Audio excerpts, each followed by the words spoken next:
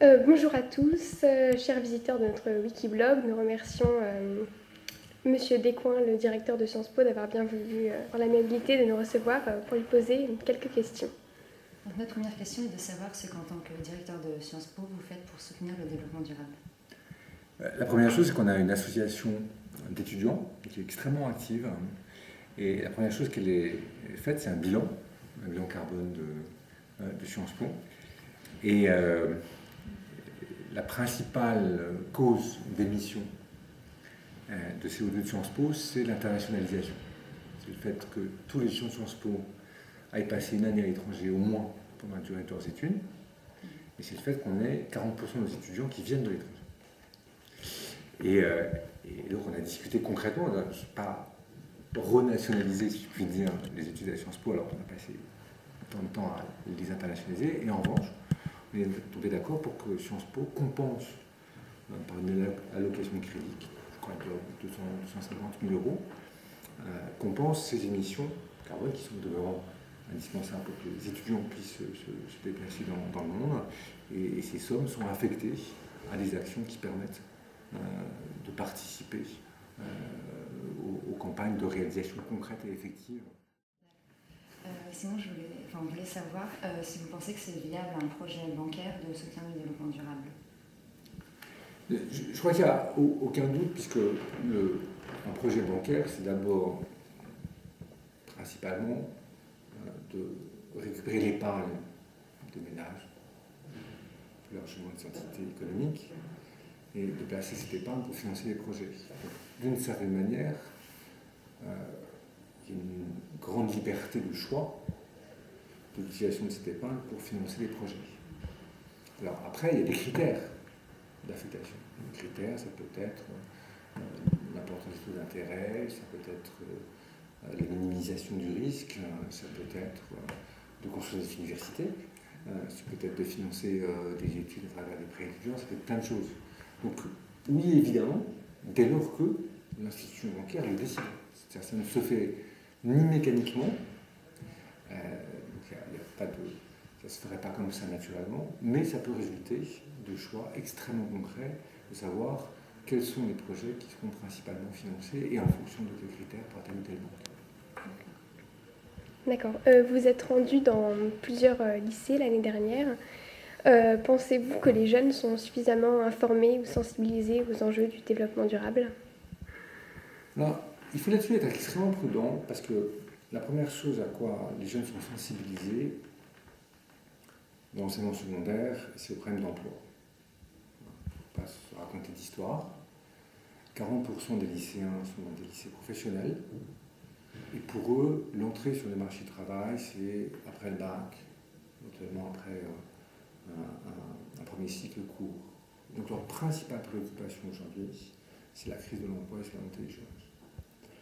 Pour les 60% de lycéens qui sont soit en série générale, soit en série technologique, là aussi la question de l'emploi est importante. Alors moins pour les lycéens qui n'ont pas général, parce qu'en principe, ils vont poursuivre des études.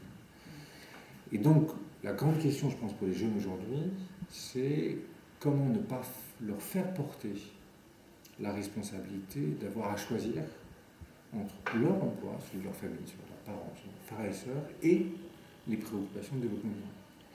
Et notamment, il faut quand même être très attentif à ce que des gens comme moi, ma génération, qui n'avaient pas ce type de préoccupation parce que les scientifiques n'avaient pas encore essayé d'observer un niveau de réchauffement climatique. Quand je dis éventuel, ce n'est pas un jugement, c'est parce qu'il y a en ce moment une dispute scientifique sur la question, et qui ont bénéficié par ailleurs de conditions économiques où il y avait sinon plein emploi, du moins un emploi plus important qu'aujourd'hui. Donc il dit attention de ne pas venir nous donner des leçons à nous les jeunes, alors que c'est quand même vos générations qui... Mais c'est le même sujet d'ailleurs que les pays qui sont émergents ou en forte croissance, qui disent aux pays les plus industrialisés, plus anciennement industrialisés, etc.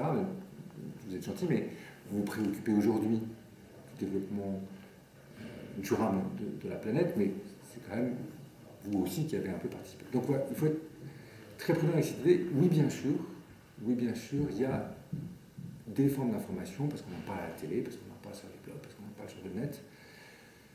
Oui, attention, que ça ne peut pas être la seule, peut-être même pas la principale, préoccupation d'un jeune qui voit aujourd'hui que ça sera difficile pour elle ou pour lui d'entrer sur le marché du travail. Et enfin, si vous aviez un message à faire passer, quel serait-il ?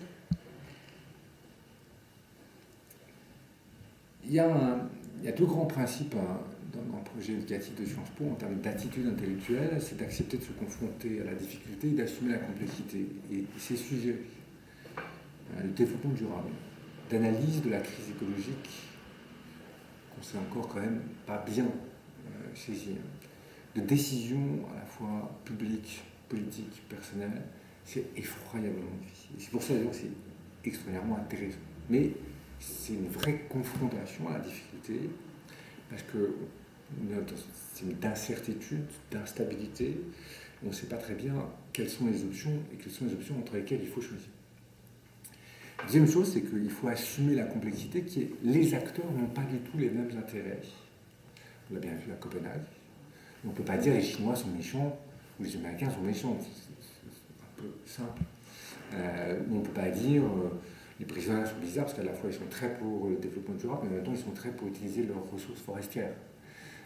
Donc on a, à travers le développement durable, à travers les choix qui doivent être faits, à travers les choix d'investissement, à travers les choix de financement de ces investissements, une très belle illustration de ce que peut faire de mieux l'enseignement supérieur et la recherche pour des jeunes, c'est de les habituer le plus tôt possible au bon sens du terme, à adopter ces deux attitudes intellectuelles qui leur serviront tout le temps dans la vie et partout dans le monde, accepter la difficulté, et c'est pas un pli naturel, tous guettés à un moment ou à un autre par la facilité, et ça c'est pas possible.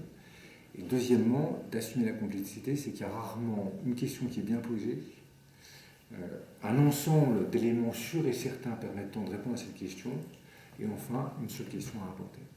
Donc je trouve que le sujet que vous avez choisi est particulièrement illustratif de ce projet éducatif.